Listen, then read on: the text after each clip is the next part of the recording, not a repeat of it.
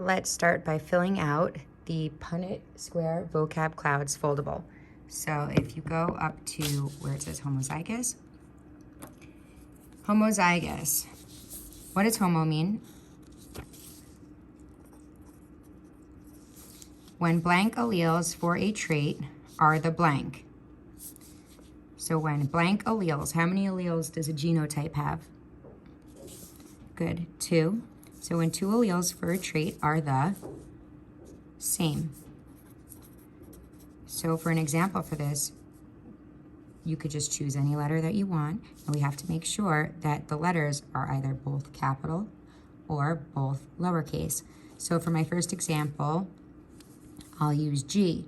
So this would be a homozygous dominant genotype. Another example for a homozygous trait would be little r, and that would be a homozygous recessive trait. So let's look at heterozygous. So what does hetero mean? Good, different. So when alleles for a trait are blank. Good, different. So come up with an example for a heterozygous trait. So remember, both of the alleles are different. So choose a letter and then write the heterozygous genotype. So I'm going to choose E. So heterozygous means that the alleles are different. So that's 2 versions of the same trait. So I have a capital E and a lowercase e. One's capital, one is lowercase. For genotype, this one's done for you. Genotype, this sounds like gene. So allele combination of an organism. These are genes. And for phenotype, the blank traits of an organism. So what are we going to put here that begins with the letter P? Good, pheno, meaning physical. So this is the physical appearance of an organism. Here's question number 1 on your homework. So it says, some trolls have 1 eye, big E, big E, little e, while others have 2, little e, little e. 2 heterozygous one-eyed trolls are crossed. So what is the dominant trait? Well, we're going to represent it with an E, a capital E. So here we're going to write capital E equals the dominant trait, which equals 1 eye. 1 eye. Then the lowercase e is recessive, which equals having 2 eyes. Always write this before you do a problem. It makes it a lot easier in the long run. So 2 heterozygous one-eyed trolls are crossed. So if they're heterozygous, that means that parent 1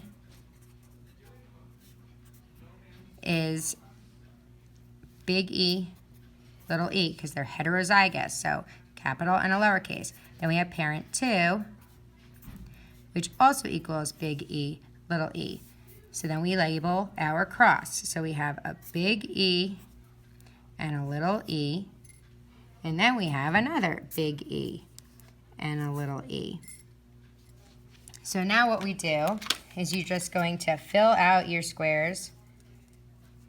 So here's our E. We just bring the big E down. Big E, move it over. We have a little e. We're going to bring this down, little e, little e. We'll do the same for this side. Here's a big E. We'll bring it across. Big E, big E. And here, little e. We'll bring this across. Little e, little e. It does not matter that this big E is first or second. If there's a capital letter present within the box, it shows us the dominant trait. So that's what we're going to do next. So big E represents the dominant trait. So that's 1 eye. So in the box, we'll write 1 eye, big E, little e.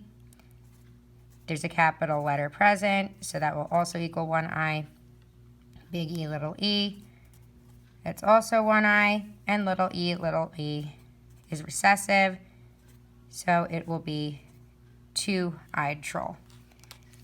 Question, what is the expected genotype ratio of one-eyed to two-eyed offspring? When it asks you for a genotype, it's asking you for the combination of alleles. So this is one genotype, that's another genotype. So the ratio of one-eyed to two-eyed, we have 1, 2, 3 one-eyed, and we have 1 two-eyed, so it would be 3 to 1 is our ratio. The expected phenotype ratio is one eye, one eye, one eye, so we have 3 one-eyes, so it would be 3 one-eye to 1 two-eyed troll. Okay, so that is the answer for this question. Now, if it asked me what the genotypes, what the possible genotypes are for the offspring of two heterozygous trolls, we would say the possible genotypes are big E from here, big E, and little e, right? Because these two are both big E, little e. So if you want, you can write it twice, but you could just write it once, and that's just fine. So if we have two parents that both have a phenotype that is the dominant trait, but they have an offspring that has the recessive trait, that means that the offspring is going to get at least one recessive trait from mom and at least one recessive trait from dad. Therefore, both parents have to be heterozygous for the trait of silver offspring. So our parent genotypes are going to be parent 1, we have parent 2,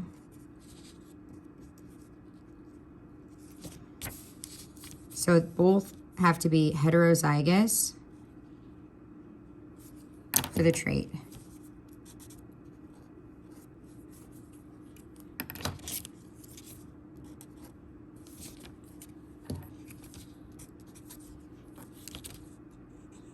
Okay, so now that we have our parents' genotypes, we're going to fill out our Punnett square here. So we are going to write parent 1's genotype on the top of the Punnett square.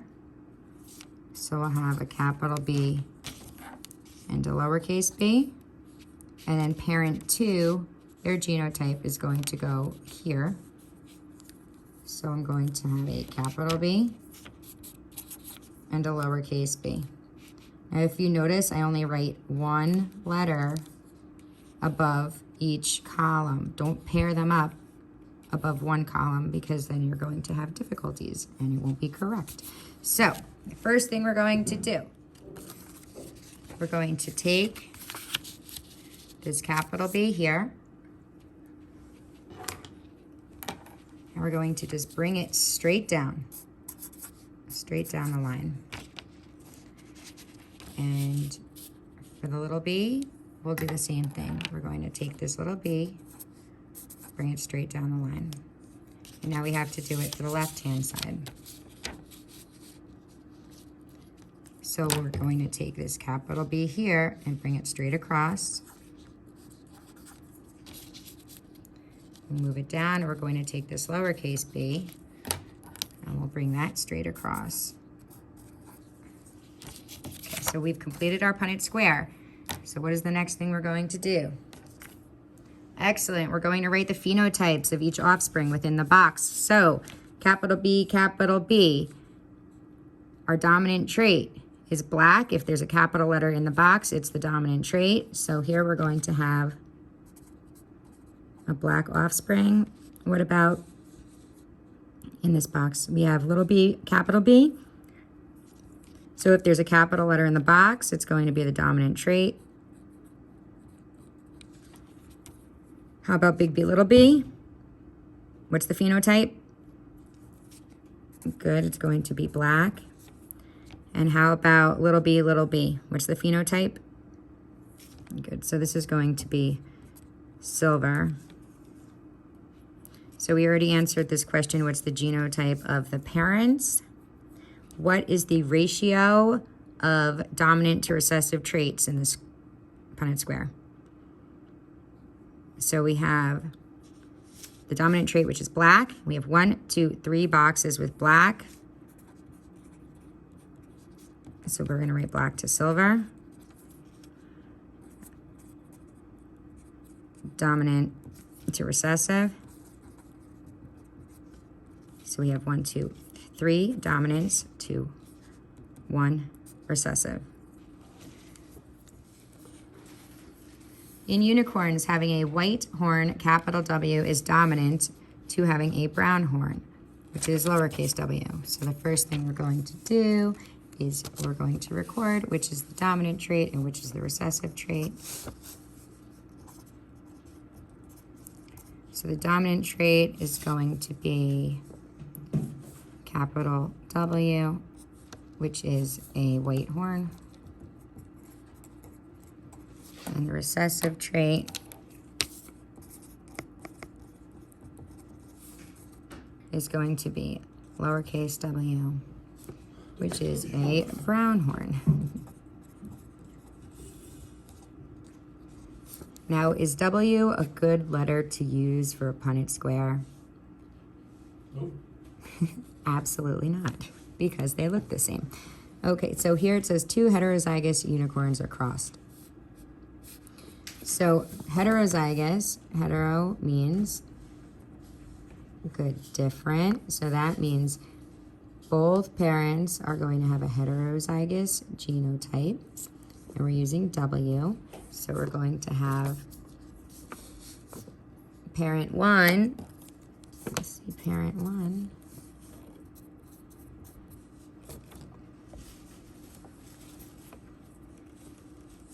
We're going to have parent 2. So parent 1 is going to be heterozygous for the horn trait. And parent 2 is also heterozygous for the horn trait. So we're going to take these genotypes and we're going to record them on our Punnett square. So parent 1 here, we're going to take this capital W and place it here. We're going to take our lowercase w for parent 1 and place it here. And for parent 2, we'll take this capital W and place it here. And we're going to take this lowercase w and put it here. So let's complete our Punnett square. So we're going to take this capital W, bring it straight down. Move this over. Take our little w, bring it straight down.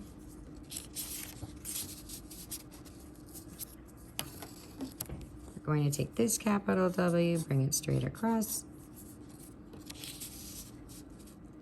And we'll take the lowercase w here, bring it straight across. Right, so what do we do next? Very good. We're going to write the phenotype in each box. So remember, capital W is the dominant trait, which is a white horn. Lowercase w is a recessive trait, which is a brown horn. So in our first offspring, we have capital W, capital W. So what color horn does our unicorn have? Good, it's white. It's the dominant trait because there's a capital letter within the box. What about little w, big W? What is the phenotype? Good, it will be white because there's a capital letter in the box. What about this organism? Is this going to be white or brown?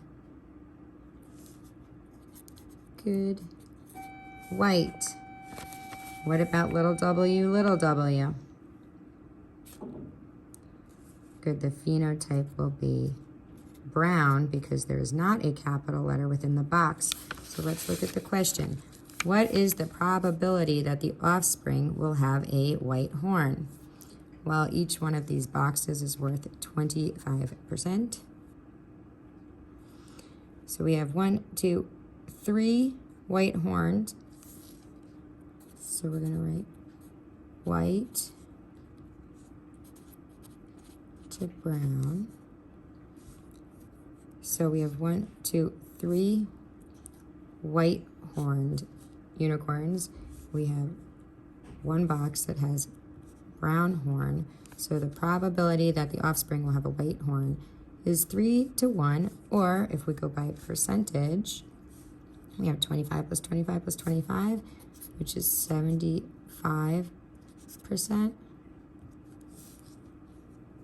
to this last 25, which would be to 25%. Okay, for the last question, you're going to do this one by yourselves. A homozygous red dragon, big R, is crossed with a heterozygous red dragon, big R, little r.